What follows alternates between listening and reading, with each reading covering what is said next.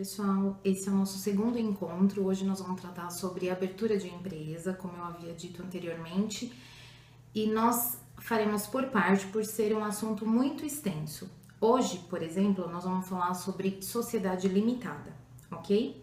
A princípio, o que deve ser visto numa empresa é as condições dos sócios, valor do capital social, a atividade que vai ser executada, o objeto social da empresa, o nome. Então, tudo isso vocês têm que, de preferência, já ter um questionário pronto para atender o seu cliente, para poder já definir como vai ser a forma de constituição. Nós temos que observar que existem várias formas de constituição na sociedade limitada. Ela pode ser ME, ela pode ser EPP, ela pode ser optante pelo simples, ela pode não ser optante pelo simples, ela pode ser lucro presumido, pode até ser lucro real, ok? Então, assim, vamos começar hoje da forma mais simples. Eu optei por disponibilizar um modelo de contrato de sociedade limitada bem básico, já tá no blog, para vocês darem uma olhada. Qualquer dúvida, aquela lá é a regra. Qualquer exceção, vocês podem estar perguntando que a gente vai respondendo, ok? A parte de indústria é uma parte mais complexa, ela demanda uma aula mais específica, porque a gente trata de outros órgãos além dos normais aos quais falaremos hoje, tá? Então, a princípio, o que você deve fazer? Você deve ter conhecimento da atividade que vai ser exercida, e aí você deve buscar o KNAI, para saber se esse KNAI ele pode ou não ser optante pelo simples. Não é pelo simples fato de ser optante pelo simples é a melhor forma de constituição, não é isso. Você tem que observar qual é a melhor forma de tributação para o teu cliente. Hoje, a parte de comércio, a maioria deles são optantes pelo simples, porque a tributação acaba ficando um pouquinho mais baixa do que o lucro presumido, ok? Então, uma dica que eu dou para vocês, antes de qualquer coisa, conversa com o cliente, vê as atividades que ele quer exercer e busca a lista de KNAIs que você vai encontrar no site www.knai.ibge.gov.br. Eu vou mostrar para vocês como que faz. Esse é o site mais completo que você pode procurar por atividade ou por estrutura. Quando você tiver alguma dúvida, basta você digitar a atividade que você procura. Por exemplo, eu vou dar o exemplo de comércio de livros. Eu não vou nem colocar comércio, vou colocar apenas livros e vou pesquisar, ok? A gente encontra muitos KNAIs, como vocês podem ver aqui. Aqui são os KNAIs.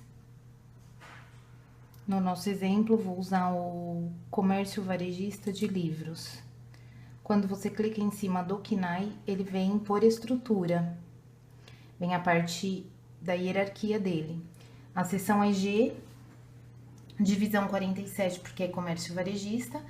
O grupo 476, que é comércio varejista de artigos culturais, recreativos e esportivos. Classe 47610, comércio varejista de livros, jornais, revistas e papelaria. E a subclasse, que é 4761001, comércio varejista de livros, tá? Então, tá aqui. Essa subclasse, ela compreende o comércio varejista de livros, inclusive didáticos. Se vocês forem abrir uma empresa de livros usados, não é esse KNAI. O legal desse site é que aqui ele também coloca que esta subclasse não compreende o comércio varejista de livros usados e seria esse KNAI, então você substituiria, ok? Então, aqui a gente pode ver tudo que dá para enquadrar comércio varejista de apostila, comércio varejista de livraria, né? E comércio varejista de livros. Depois de definido o KNAI, o interessante é que a gente saiba se essa atividade vai ou não ser optante pelo simples. Então, a gente pode fazer uma pesquisa no site novamente, usando um dos sites que disponibilizam essas informações, e já sabemos qual anexo que pertence e qual o valor da alíquota que iniciará a tributação dessa nova empresa. Então, vamos lá?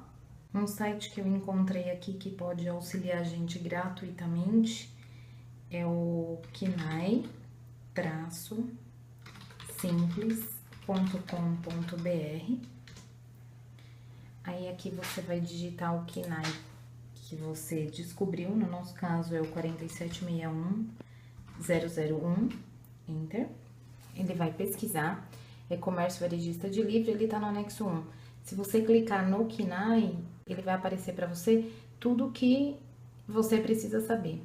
O início da tributação, para quem começar agora, vai ser 4%, pode chegar até 11,61%, conforme o faturamento acumulado nos últimos 12 meses. Isso vocês sabem. As atividades que ele compreende e a que ele não compreende, como eu já expliquei anteriormente, tá? Então, o comércio varejista de livros, que o KNAI 4761001, ele vai ser tributado pelo anexo 1 do Simples Nacional. Então, é uma atividade permitida e o início da tributação é 4%, não é um valor alto, é um valor razoável para quem está iniciando, tá bom? Então, vamos dar continuidade agora na abertura. Agora eu vou mostrar para vocês um modelo que eu fiz, tá lá no blog, para vocês poderem baixar se for necessário.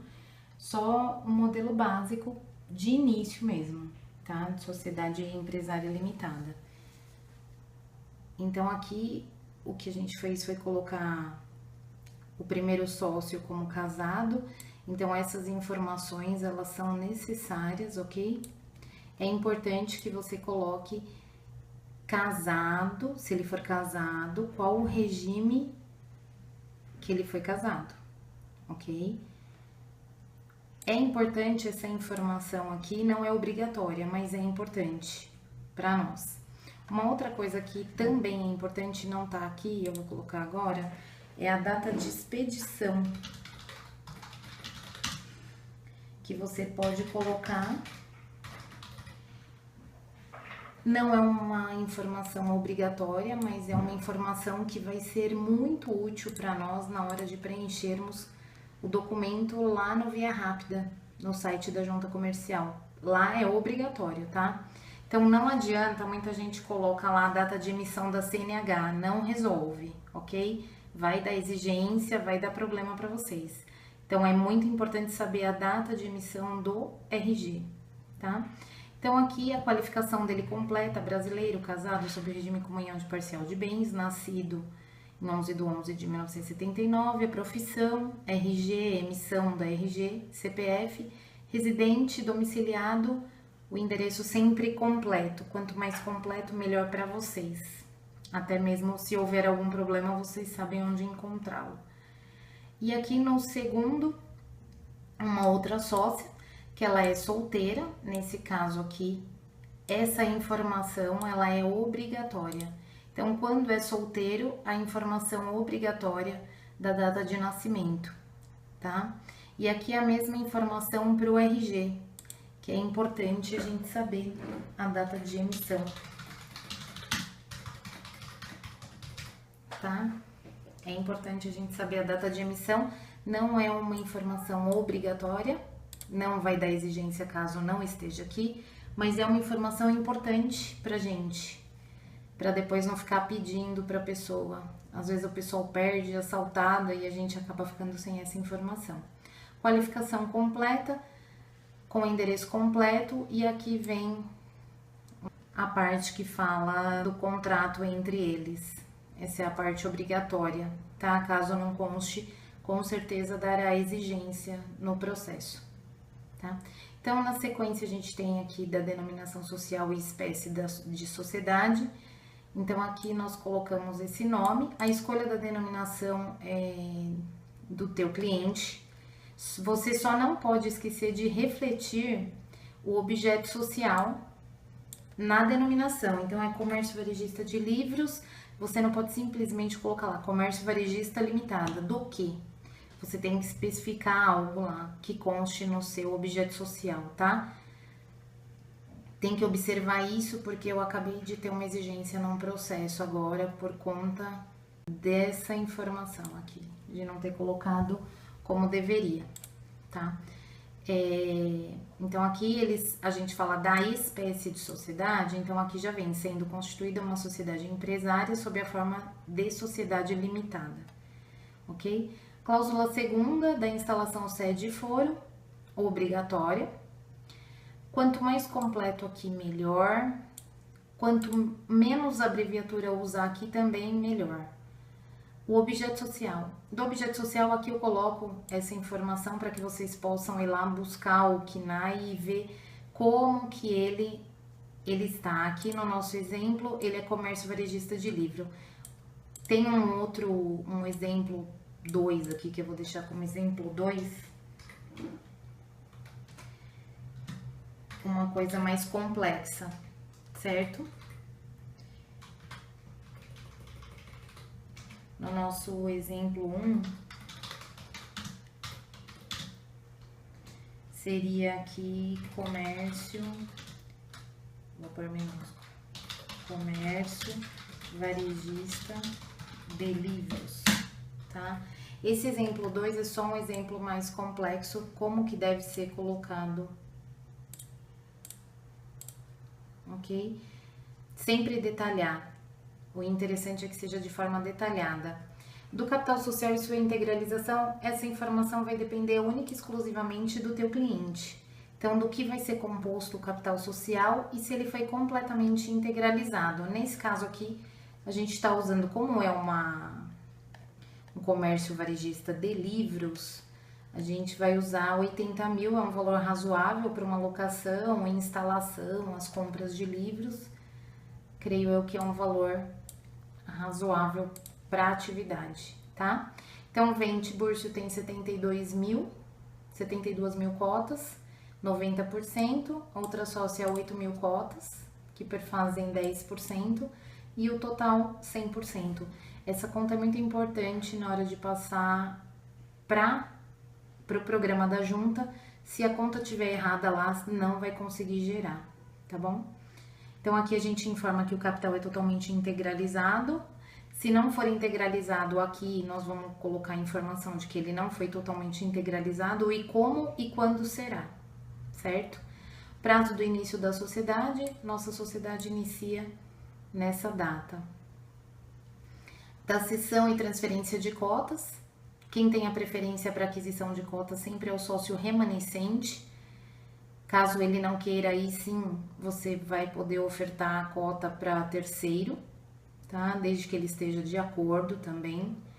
Da administração da sociedade. A administração da sociedade é quem vai ficar com toda a responsabilidade de assinatura.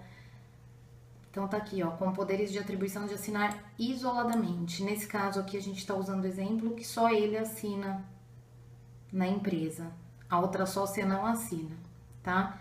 Quem assina é ele que cuida de toda a parte administrativa, mas de qualquer forma, ainda assim é vedado para ele utilizar a denominação social para conceder fianças e avais de favor. Depende da assinatura da outra sócia. O sócio administrador tem direito à retirada mensal a título de prolabore. A outra sócia acaba ficando sem o prolabore, mas nada impede, ok? E das deliberações, aqui as deliberações relativas à aprovação da conta do administrador, aumento, redução de capital, modo de remuneração, pedido de concordata, distribuição de lucro, tudo isso daqui vai ser definida na reunião dos sócios. A outra sócia, com certeza, participará dessa reunião. Ele não poderá fazer nada sozinho. Tem a parte dos lucros e perdas apurados em balanço geral, cada um vai arcar com lucro ou prejuízo de acordo com o seu capital social, ou seja, o Tiburcio vai ter 90% e a outra sócia vai ter 10% de participação. Se um dos sócios falecer, a sociedade não deixa de existir, ela não se dissolve, ela vai continuar a existir e operar com um sócio remanescente, facultando-se aos herdeiros do pré-morto o ingresso na sociedade. Caso eles não queiram, aí sim eles podem vender a cota da sociedade para um terceiro, ok? Desde que o outro sócio esteja de acordo. E a última cláusula do desimpedimento. O administrador, que no caso aqui é o Tiburcio, ele declara sob as penas da lei que não está impedido de exercer a administração da sociedade por lei especial ou em virtude de condenação criminal.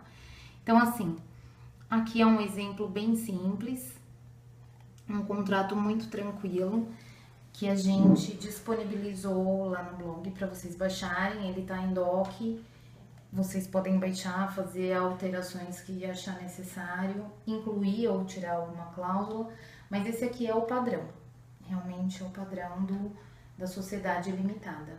No próximo vídeo, nós vamos falar como que vai para a parte prática da continuidade na sociedade limitada, já dando entrada na junta comercial, ok?